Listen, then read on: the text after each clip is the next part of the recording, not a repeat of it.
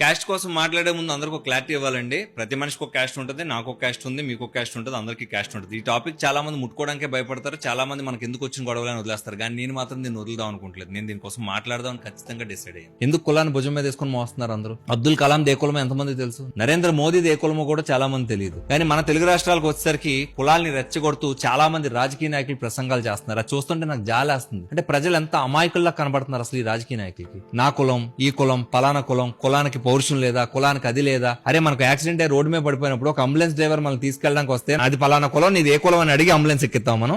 అప్పుడు రాని కులం, అప్పుడు రాని మతం ఎందుకు మనకు రాజకీయాలకు తీసుకొస్తున్నారు? ఒక ఎడ్యుకేషన్ జాయిన్ అవుదామని వెళ్తే పలానా క్యాస్ట్ ఏంటి, ఈ క్యాస్ట్ వాడికి సీట్ ఇవ్వచ్చు. ఒక జాబ్కి వెళ్దామంటే ఈ క్యాస్ట్ వాడికి ఇవ్వచ్చా, ఇవ్వకూడదా? దీనికి కారణం ఆ కులానికి సంబంధించిన వ్యక్తులే కూడా ఉండొచ్చు. ఒక రోజు నేను ఒక పోస్ట్ చూసా, ఒక అబ్బాయి చాలా బాధతో పెట్టాడు. ఏమని?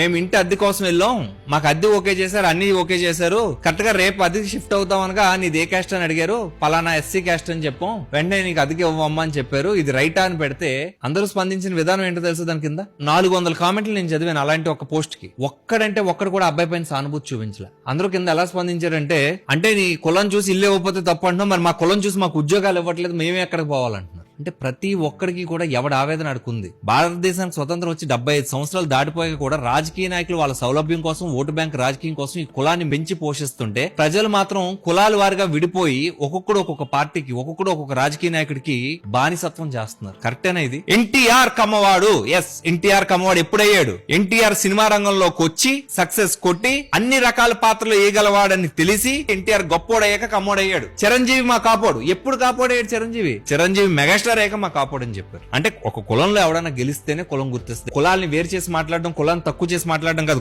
గెలిస్తేనే కులమైనా ఎవడైనా గుర్తుపెట్టుకునేది. గెలుపు మీద ఫోకస్ చేయని, కులమే ఫోకస్ చేయక సంఖ నాకిపోతావు. గెలుపు వచ్చిన రోజే కులం నేను భుజాలకు ఎత్తుకుంటది. ఏదో సినిమాలో బాలకృష్ణ చెప్పినట్టు పర్టికులర్ గా నీది ఏ క్యాస్ట్ అని నన్ను అడిగారు అనుకోండి, డైలాగ్ గుర్తులేదు కాబట్టి చూసి చెప్తున్నాను, చాలా సంవత్సరాలు అయిపోయింది కాబట్టి. నాకున్న జ్ఞాన సంపదలో బ్రాహ్మణుణ్ణి, ఐశ్వర్యంలో వైశ్యుణ్ణి, మంచికి మాలని, వంచిస్తే ఎదురు తిరిగే మాదిగని, కష్టాన్ని నమ్ముకున్న కుమ్మరిని, కమ్మరిని, రజకుణ్ణి, నాయి బ్రాహ్మణుణ్ణి, కల్లుగీత కార్మికుణ్ణి, సాంఘిక కార్మికుణ్ణి, కలమషం లేని యాదవుణ్ణి, ఆపదలో ఆదుకునే వెలమని, వ్యక్తిత్వంలో రాజుని, అమ్మని మరిపించే కమ్మని, భుజబలంలో కాపుని, అన్ని కులాలు ఆదరించే